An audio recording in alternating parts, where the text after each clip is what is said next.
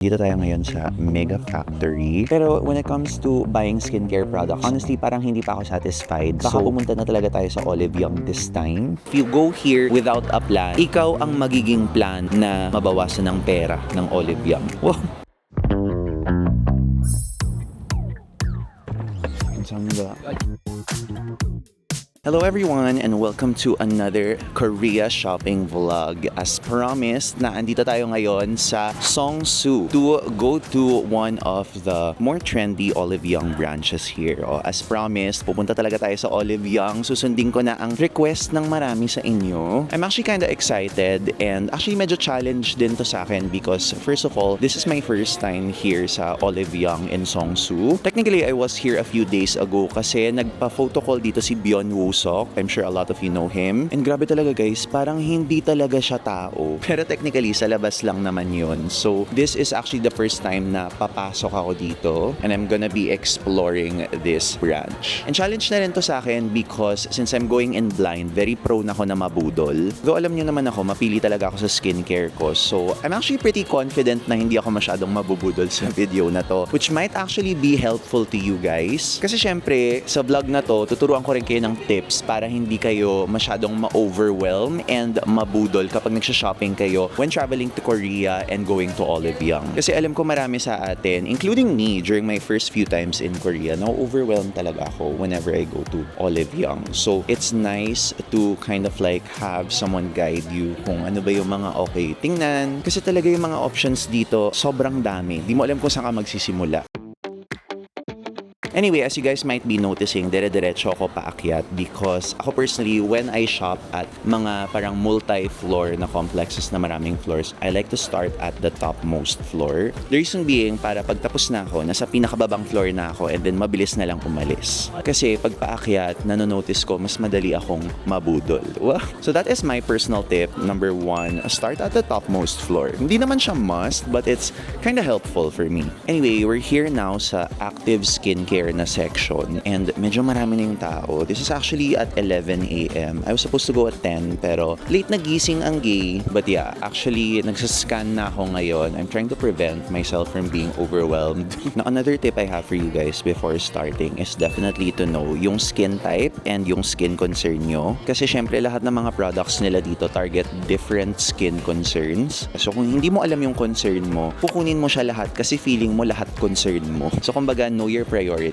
Kung ano yung gusto nyo bang i-address with skincare products. Hindi yung parang, maybe malalaman ko yung concern ko pag nakita ko na yung skincare products. Hindi. Na-try ko na yun dati. Budol na budol ako. But anyway, magsimula na tayo. Let's start with each section. Let's do this in a systematic way. Well, so right now, I'm in this section where nandito na ang pinaka-popular na ANUA as well as Numbuzin. Meron silang mga PDRN products dito. And again, I'm gonna start with saying this about PDRN. It's not something that you need to get in Korea. Ang studies na nagpapakita na effective ang PDRN is kapag in-inject mo siya sa skin or at least man lang if you want the PDRN to absorb into your skin, kailangan may sort of injury. For example, nagpa-microneedling ka. Yun, siguro you can consider using these PDRN products. So isang tip na naman yun, PDRN is a nice to have but not a must have. I think kung kukuha ka ng ANUA, one of the more interesting products that they have, in my opinion, sa PDRN line nila is itong moisturizer na to. It's the PDRN plus Hyaluronic na Moisturizing Cream because yung texture nito actually is really perfect sa hot and humid climate natin. I tried this already in the Philippines. Tingnan niyo yung texture niya. Ayan, ang bilis mag-blend onto the skin and parang presko lang talaga yung film. It's a perfect summer moisturizer and actually pasok to sa skin concerns ko because nung nagpa-skin analysis ako here in Korea, they said na even if my skin is oily, acne prone, I'm actually suffering from a bit of water loss, so I need to kind of increase my moisturizer usage. So again, like I mentioned, meron naman na to sa Pilipinas, but what they don't have is yung mga ganitong 2-in-1 packs. Siguro ang tip ko is buy it first in the Philippines, see if it works for you, and then dito ka mag-port. Okay, kakakausap lang sa akin ng isang stock ngayon sa Olive Young. Bawal daw akong mag-shoot kapag may kasamang ibang tao sa shot. Okay, so noted. At least klaro tayo, di ba? So kailangan medyo maging discreet tayo ngayon. From the brand Numbuzin, meron naman sila dito mga bakuchiol. Not something I would usually find in my skincare products. So check na tayo ng ibang mga section.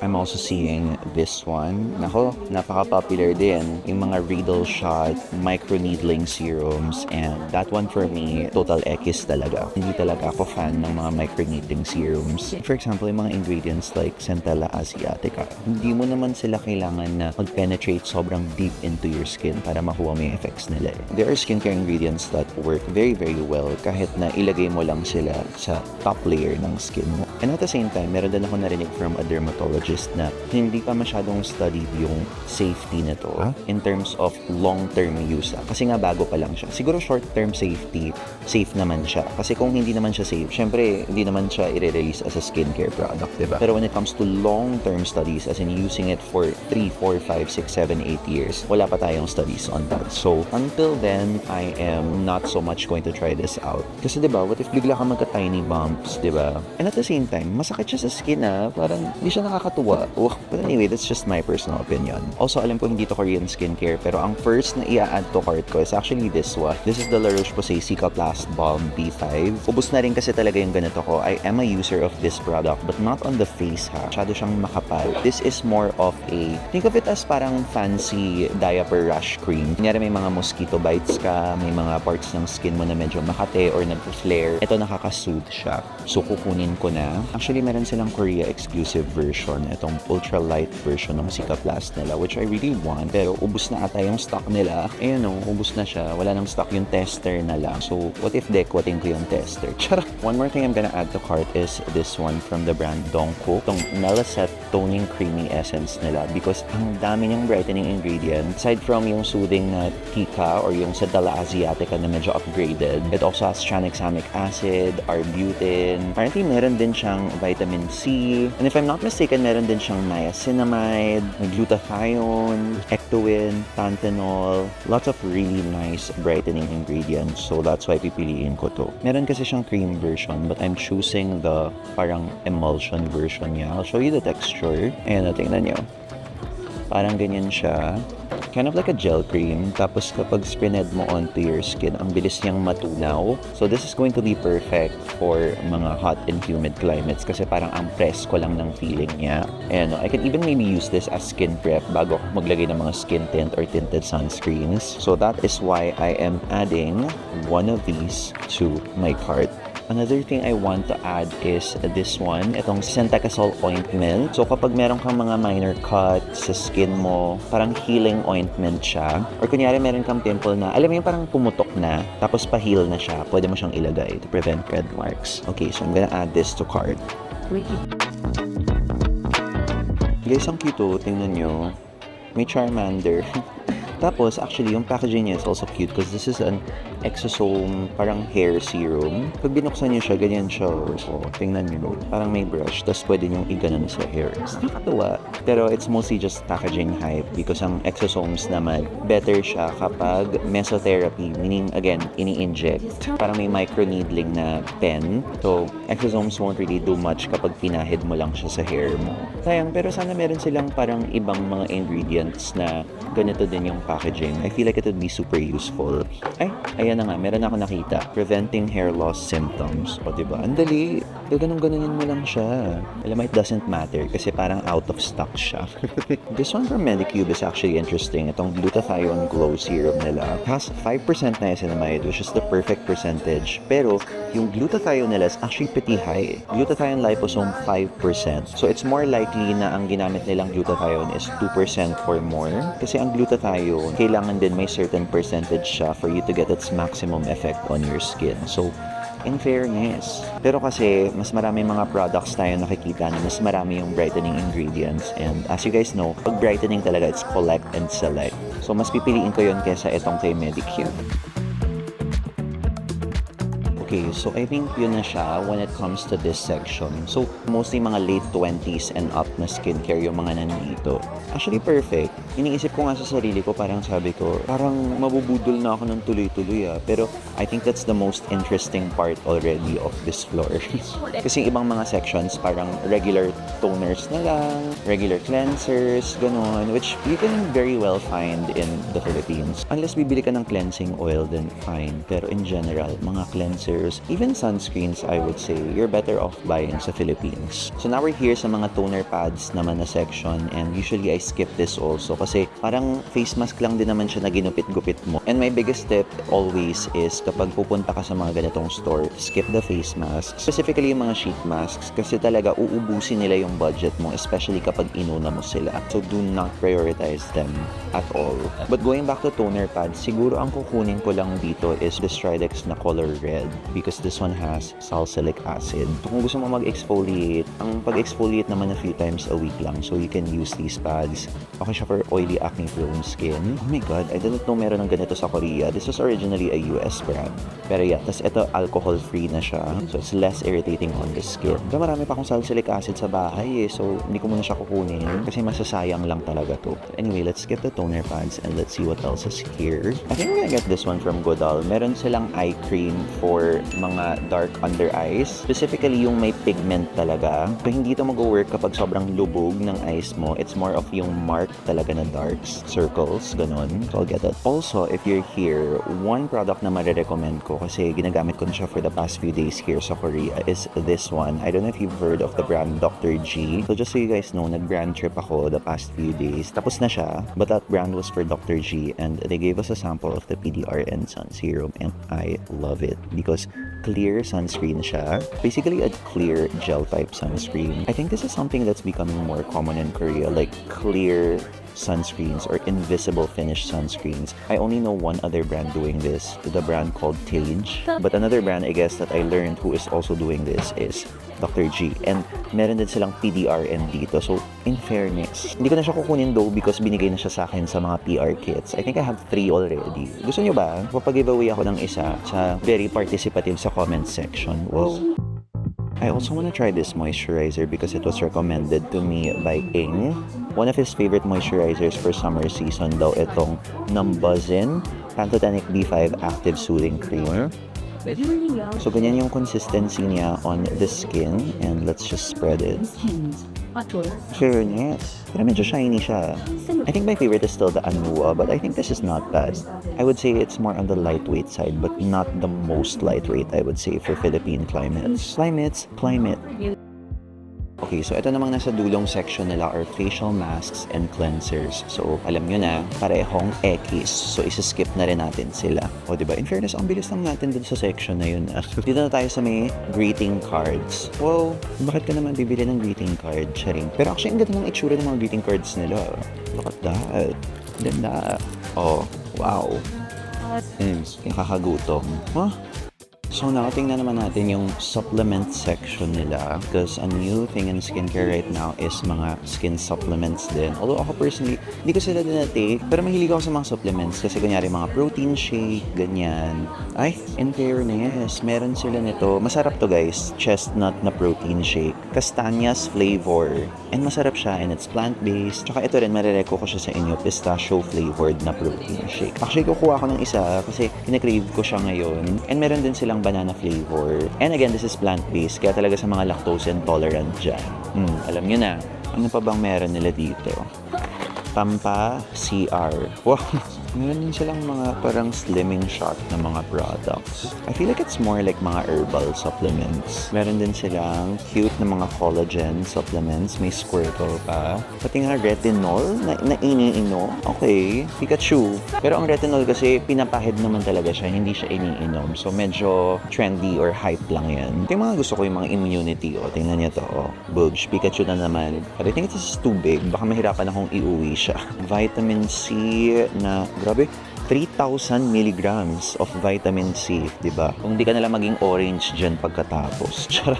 This also used to be very popular, itong Lactofit. Parang probiotic supplement siya. Ito naman, inositol jelly for women who have, I think parang yung may mga pang PCOS, ganun. Ano pa ba meron nito? Tsaa. Pero mga cleansing tea din sila. Gusto ko bumili, pero baka mamaya parang may laxative to na tea eh. Baka di ko kayanin. Baka ma-earn na ako ng di oras.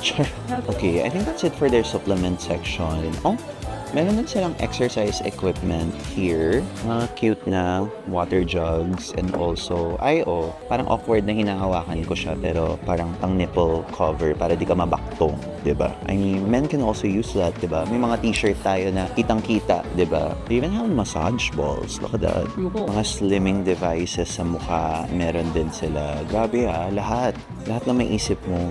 Honestly, before this used to impress me, pero ngayon parang medyo umu-over na siya. Alam mo yun? Parang medyo creepy na siya minsan na ang daming mga ganyang bagay-bagay na mapapaisip ka na lang talaga sa na dumadating yung mga beauty standards natin, diba? Or saan na napupunta rather.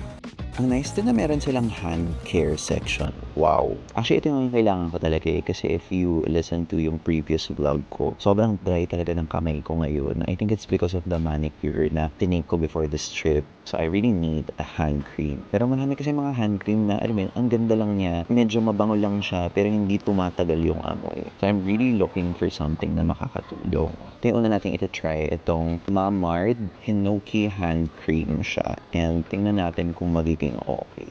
Ito kasi, pag maganda to, meron siyang libreng lip na product. So, sulit, diba? Try natin ilagay. Okay naman siya. Bango din. I wonder if naglalast to though.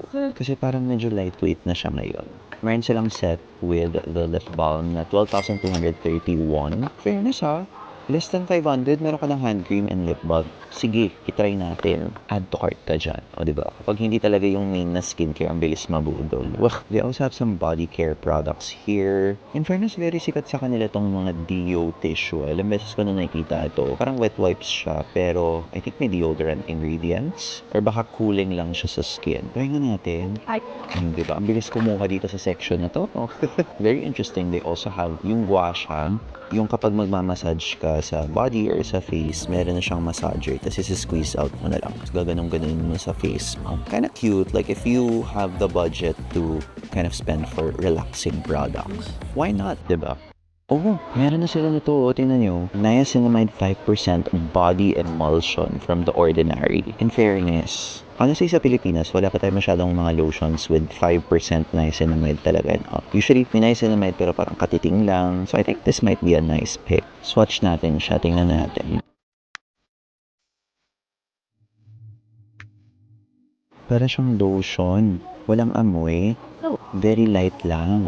Not bad Pero kasi 5% niacinamide lang siya. Like, sana may iba-iba pang mga ingredients. So, even if maganda yung texture niya, maganda naman yung 5% niacinamide, I think there might be better products, honestly. Yun dito ang mga shower gels, perfume, body sprays. So, siguro parang Axe na pinasosyal. Charot, mabango kaya siya? Parang hindi siya sobrang malakas, parang mild lang. Dito naman ako sa lip balms ngayon. In fairness first time ko makita to. The Illiyoon Ceramide Lip Balm. We already know the Illiyoon Ceramide Moisturizer from 2021. Pero meron pala siyang lip version. Actually, gusto ko itong itry kasi I'm sure this will be helpful sa lips kasi nga may ceramides siya, diba? And ceramides, nakatulong din siya to repair yung very, very sensitive nating or mabilis makrack na barrier ng lips. Sige, lagay natin to. Apart from that, more of scalp care na yun nandito, which I don't really need. Wala naman akong dandruff or anything. Pero napakamot ng buhok ko. I guess the only thing I find the most interesting is ito. Kasi nakasabi, it prevents hair loss symptoms. Kasi nga, ang cute ng packaging niya, parang gaganong-ganonin mo na lang. Very easy to apply. But when it comes to the effectiveness, hindi ako 100% sure. Dito naman sa dulo nilang section, which I think is the last part ng third floor nila or the highest floor, is mga trending nila na mga protein everything. Protein granola shakes. Yung ganitong mga protein shakes na ilalagay mo ng tubig or ng milk sa likod. Tapos may level, may recommended level. Parang cup noodles. Cup noodles! And then, isi-shake mo siya, then iinumin mo. Grabe din 24 grams of protein. Tapos, ngayon, meron na rin silang mga whole wheat toast na 10 grams of protein din. So, In fairness, I'm actually gonna try this one. Itong tomato olive whole wheat toast chips. Kukunin ko na rin tong nutty na flavor. O diba, ang bilis talaga mabudol pag hindi skincare. Kanina sobrang critical tayo, ngayon parang kuha na lang ng kuha, diba? I heard ito daw yung trending na bagel chips. So, kukuha din tayo. Garlic butter flavor, avail. Double cheese bagel flavor, avail. Green onion cream cheese potato chips, avail, di ba? Kapag hindi skincare, ang bilis. Ang bilis talaga. Pero pag bigyan nyo na ako, first time ko pa lang naman makita tong mga products na to, di ba? Yung iba ipapasalubong ko na lang. Kukunan ko rin kayo, papasalubungan ko rin kayo. Anong gusto nyo? Wala kayong choice. Ako yung pipili para sa inyo. Okay, so I think yun na yung nandito sa third floor nila. We finished it and I think it took me around an hour. So, grabe pa rin talaga siya. Pero in fairness, yung basket ko, pumuno lang siya nung pumunta tayo dun sa food section. O, diba? So, the next part is going to be the second floor and nandito naman yung mga makeup products and fragrances. I'm not gonna go as in-depth as I did with yung mga skincare products because hindi ko naman to expertise, but I will just show you kung ano ba yung nasa floor na to. Unang-unang nakikita ko is the self-checkout counter as well as the men's section. It's called Men's Edit. So, ay nako, sikat na sikat pa rin talaga ang dedicated men's section. Pero what can you do? Mundo talaga natin gustong i-reward ang mga lalaki just for, you know, doing basic hygiene. Charot. Actually, kailangan ko ng sea salt spray. So, tingnan natin kung meron sila ditong maganda. Usually, ginagamit ko local brand eh. Kaso, I'm not honestly sure kung okay tong mga Korean brands. Kasi I already tried one from before. Etong si Graffen Jeju Seawater spray. Parang sobra siyang naging textured talaga na parang hirap na akong galaw-galawin siya. So, not a big fan of that one. Or ewan ko, baka mali lang yung paggamit ko. Sikat na sikat din talaga sa men's skincare yung mga ganito. Parang all-in-one na it's already a toner, moisturizer, etc. etc. Basically, para lang siyang emulsion. Kasi naman talaga, hindi mo naman kailangan ng sobrang daming steps in a skincare routine. Like, ang ideal lang din talaga, even for people like me, well, lalaki ako, but you get the point. Parang just, you know, a simple routine will really do. So, ayun, para lang siyang water-based moisturizer. And they call it an all-in-one product. Siguro sa weather nila dito, parang all-in-one na siya because no matter kung ano yung season, pwede mo siyang gamitin. Pero sa Pilipinas kasi parang ano, everyday life lang natin to eh, di ba? Usually, we just go with a few products and we're good to go. Kasi hindi rin naman tayo sobrang pwedeng daming steps kasi sobrang magbibigat yung face natin, mapapawisan tayo, so on and so forth. But I guess it can be a cute gift kasi ito, Torrident for men para, oh, ito, gumamit ka babe. Parang ano lang siya, Centella Asiatica moisturizer. Kasi alam mo na notice ko correct me if I'm wrong, pero sa mga may mga boyfriend dyan or asawang lalaki, usually very resistant sila, ayaw nilang gumamit ng sunscreen. Pero moisturizer, sipag na sipag sila, di ba? So my tip for you guys is kunan nyo sila ng all-in-one, sabihin nyo moisturizer na siya and sunscreen. For example, itong ideal for men. Kaso, out of stock siya. Kaya talaga alam mong sikat na sikat dito yung mga all-in-one na may sunscreen na. Kasi if it's just sunscreen on its own, diba? Like, ba't ko gagamitin na nakakatamad? But when you say all-in-one, for some reason, parang may mga na-activate sa lalaki na straight. na parang, ay, okay pala yan, all-in-one na siya. Di ko na kailangan kumami. Oh, ito pa, tingnan nyo. Skin wash for face and body. Babaliw na naman ng mga straight na lalaki dyan. Pero it's so interesting kasi lahat talaga dito, meron na silang whey protein, meron na mga workout supplements, mga supplements talaga na matutuwa yung mga lalaki pag nakita nila. I'm gonna try this one. It's a volume pincher para mas mag-texture yung hair. Kapag naglalagay ka ng product, it adds like, alam mo yun, yung messy na look. Tingnan natin kung makakatulong talaga siya. Okay, so the rest of yung mga sections dito, puro makeup and perfume na. In fairness, marami-rami din talaga mga makeup brands here and sobrang dinadagsa talaga yung makeup section dito. So, I won't even dare to, you know, vlog there. Kasi talaga mahirapan tayo kasi maraming mukha yung makikita. I'm here now sa fragrance section na hindi masyadong dinadayo ng mga tao but there are some interesting fragrances here. I need to take a while though to see kung ano yung mga okay. So, hindi na muna natin isasama siya sa vlog na to. And then the last section, ang pinakadulo nila dito is the Luxe Edit na part ng Olive Young. And basically, Luxe Edit just means yung mga parang premium brands, mostly mga Western. So dito mo makikita yung mga L'Occitane, mga Kiehl's, Lancome, Urban Decay, mostly mga Western brands talaga. Pati pala MAC na andito, Olaplex, Shiseido, mostly are here. Though ako personally, wala akong masyadong binibili sa section to kasi parang Sephora part na to ng Olive Young. And as you guys know, hindi talaga ako masyadong mabili ng products when it comes to or mga Sephora style or like Sephora style na mga shops. So I think that's mostly the second floor. Meron din silang malaking parang cashier dito or self-checkout. Medyo mahaba yung pila eh. Pero check natin kung mahaba. Kasi kung hindi, baka sa baba na ako magbabayad. Kasi hindi gaano kahaba yung pila ata sa baba. Okay, tama nga ako. Walang tao sa cashier dito sa baba. Perfect talaga. Pero guys, upo muna tayo kasi medyo pagod na ako. Bago tayo magbayad, let me show you guys a recap. Maybe not one by one kasi sobrang dami niya. Ayan o, sobrang dami talaga. But maybe just like a short recap of the products or the different things that I noticed dito sa Olive Young. So definitely when you get here, ang best tip ko talaga is to start sa top floor kasi nandun din talaga lahat ng magagandang skincare. Itong first floor nila is more of like a hangout talaga kapag tapos ka na. So, second floor is where it's at. Pero ma-overwhelm ka kasi talaga kapag dumiretso ka sa second floor. So, when you go sa third floor, that is mostly where you will be able to buy lahat ng mga hahanapin nyo sa Olive Young. Unless you came here for makeup, then sa second floor ka na talaga dapat lalaban. And then, while you're searching for makeup, your boyfriend can go doon sa men's edit na section. Or, my suggestion, just go to the third floor. Kasi talaga sa taas, would probably be, for me parang most useful part talaga ng Olive Young, aside from makeup. Then yung sa second floor, mostly parang add-on na lang talaga siya. I didn't get that much actually sa second floor, apart from some hair products. And then sa first floor, parang tambayan lang talaga siya. This is where people stop for coffee. Kunyari tapos na sila, magpapahinga sila. Or I don't know, waiting siguro for their Uber. Or kung may kasama sila na medyo nagtatagal, usually dito sila mag-aantay. Pero perfect talaga guys, walang tao yung cashier nila dito, which is perfect.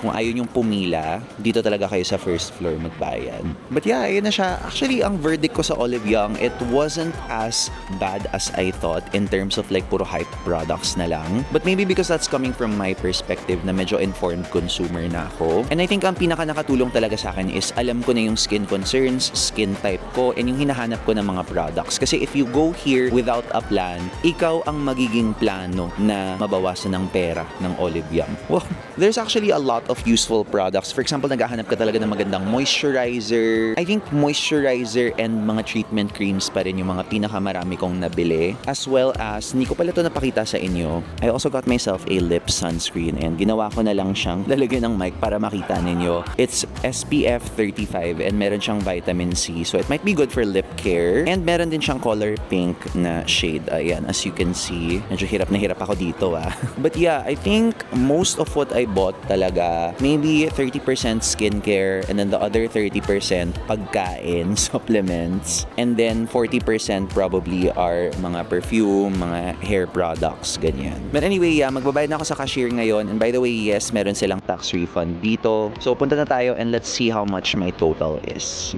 So at this point, nasiraan ako ng audio guys, but that was basically it. Mention ko na lang din that some of these products are actually available online in the Philippines also. So ilalagay na lang namin sila sa lower part ng screen or sa description box for you to see. And also announce ko rin na meron din tayong giveaway for this video as a thank you for watching it. O ayan na, sinapingan ko pa kayo para meron din kayong pasalubong. So if you want to stand a chance to win this giveaway, follow the mechanics below. And if you want to watch my other shopping vlogs abroad, maglalagay na lang ako ng mga suggestions sa screen. And as usual, I will see you guys in the next video. Bye!